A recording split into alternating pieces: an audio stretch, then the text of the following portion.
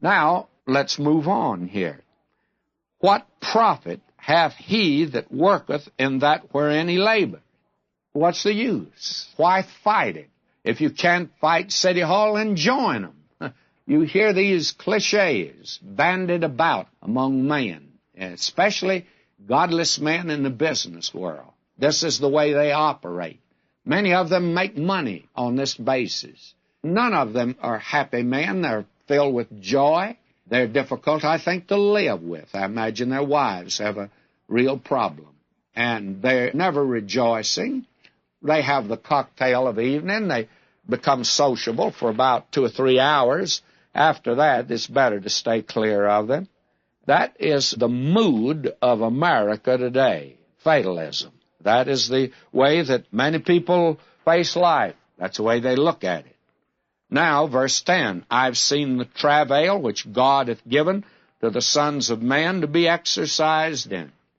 And I look about me, this man says, and I see people in trouble everywhere.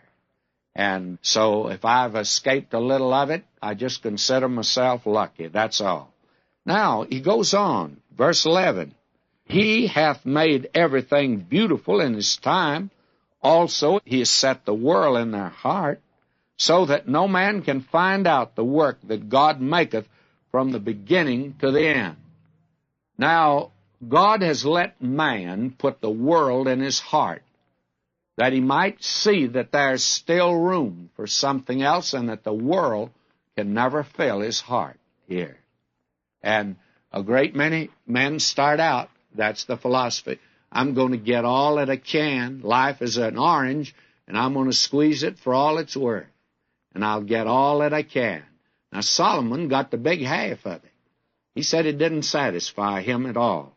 Now, let's move on. I know that there's no good in them, but for a man to rejoice and to do good in his life. Oh, and there's another group in this crowd, the do-gooders. Man said to me on the plane, well, he says, I think a man ought to do the best he can, do good. He says, that's what I try to do. And I tell you, that fellow wasn't doing very much good, but that was his philosophy of life. Verse 13, and also that every man should eat and drink and enjoy the good of all his labor. It's the gift of God. And this fellow said, well, I see nothing wrong in drinking. I see nothing wrong in this at all. And from his viewpoint, there wasn't. This is fatalism. This is the philosophy of men today.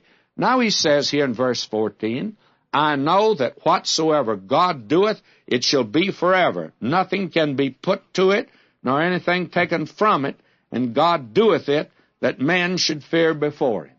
And now they talk about God's will as primary, but you see, with this viewpoint, the man says, well, if I'm elected, I'll be elected. And I just work on that way of living. If it's not God's will for me to be saved, I won't be saved.